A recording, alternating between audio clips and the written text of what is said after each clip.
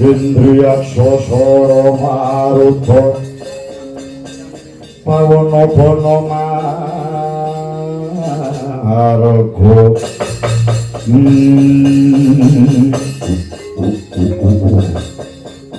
Lang tete kala raja mas pate raja dewaku Gece wali gece satat setan wali obran Dawas patake kowe kaya demang manah ilang. Kowe demang jrapa kang ngabiantara mreng karsaku. Nggih Sang Prabu. Kula pun demang jrapa saking manah ilang ingkang ngabiantara wonten ngarsanipun Sang Prabu Baka. Dinten samangke ndongkapur naning gati kademangan manah hilang misungsung cadhong paduka kula dalah tiwas kabeneran yen to kaya mangkono watangku rasane wis luwih watangku rasane wis ngelih demang jropo banjur ngendi cadhongku Cadhong paduka mapan wonten ing alun-alune Kacakra Sang Prabu. Ya kene ora mbok kanthi mrene nyadhong duka sewu lepat mugi diagung pangaksama. Cadhong paduka saking manah ilang dinten samangke benten kan padatan bedane piye piyantune ageng inggil.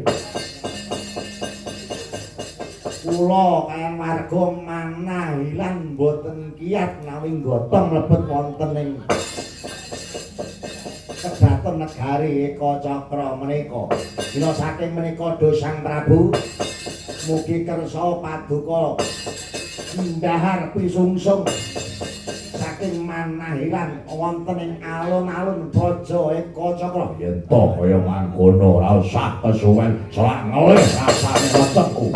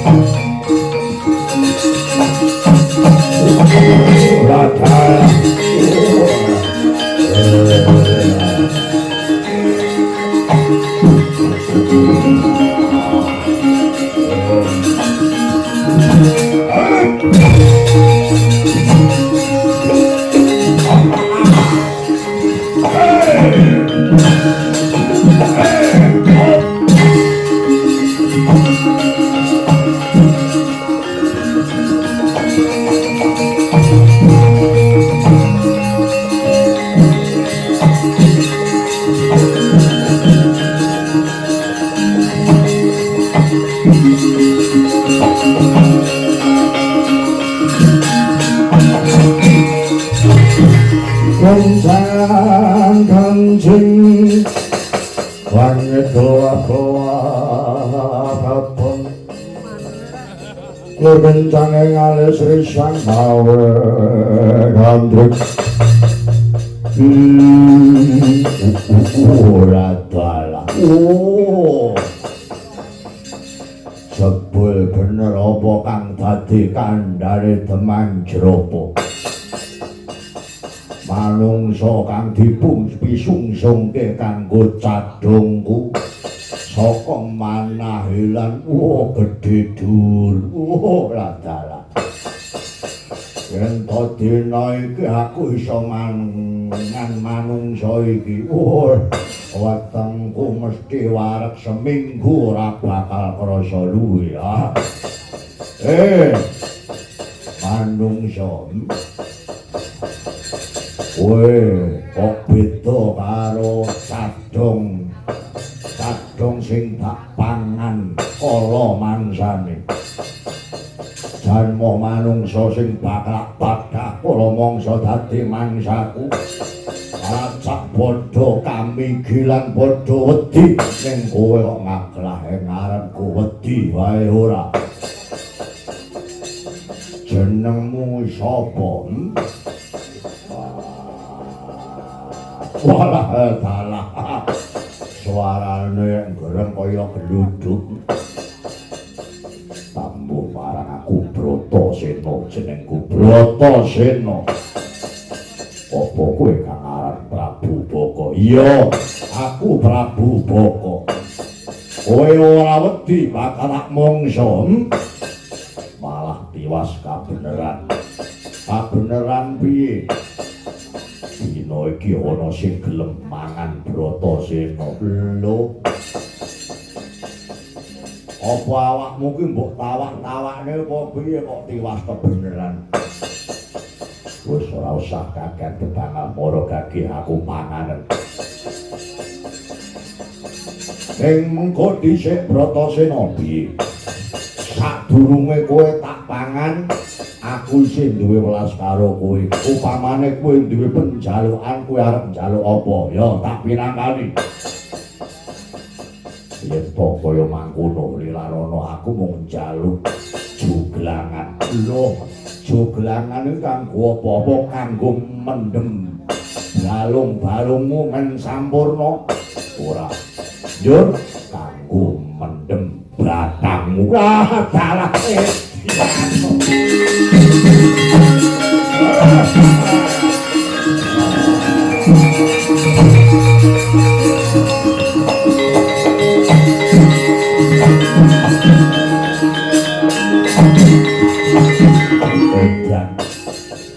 ora pati nyuwara ora pati gunemaning nyelekit basamu warat sekane kowe wani kaya aku kowe bangga bakal tak mongso ayo dina samangkaja takon dosa bakal dadi isine waduk kowe ana pangendamu dirajayamu kemah-kemah balu kokop becemu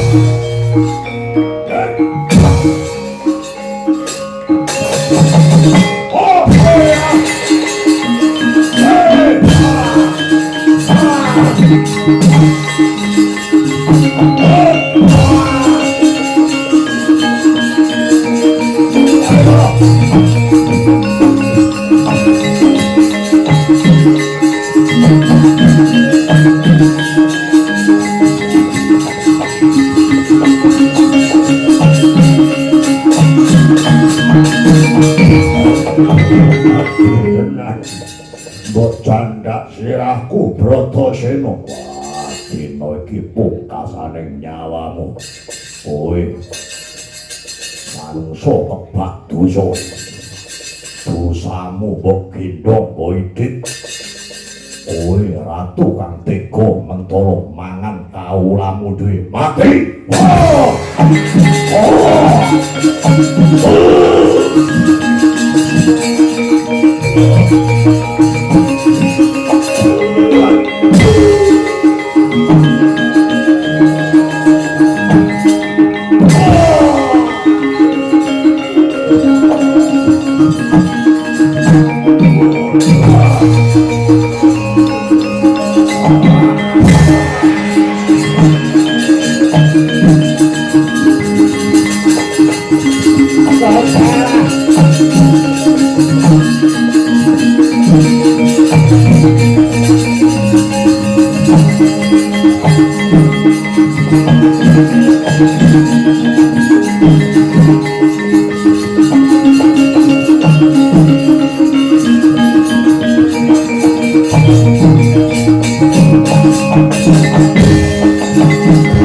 nuwun Raden Bratasena. Dinten samangke pedhut angen danuwing Eka Cakra wis sumirak. Prabu Baka wis tumekaning pati. Matur nuwun Raden Bratasena. Wah, kabeh mau saka kersaning Gusti kang nyipta jagat. Syukur yen to dina samangko memala ana ing Eka Cakra Wisirna. Raden kepareng matur sewu lepat mugi diagung pangaksama nggih. Dinten samangke Eka Cakra menika komplang boten wonten ingkang ngratoni. Dinten samangke kula nyuwun dumateng sengandika Raden Bratasena. Mugi kersa dados pangayomane wong sak Eka Cakra. Kersa Raden Bratasena jumeneng nata ing Eka Cakra menika Raden.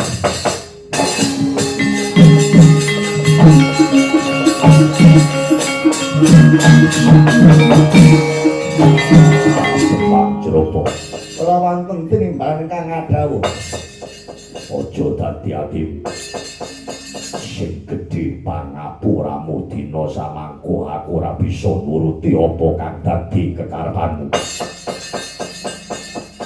Bratasena iki kinodrat jejer dadi satriya.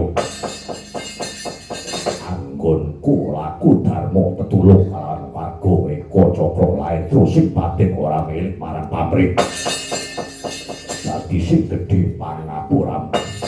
Dina samangko aku ora bisa minangkani apa kang dadi aturmu. Nggih, mboten napa-napa.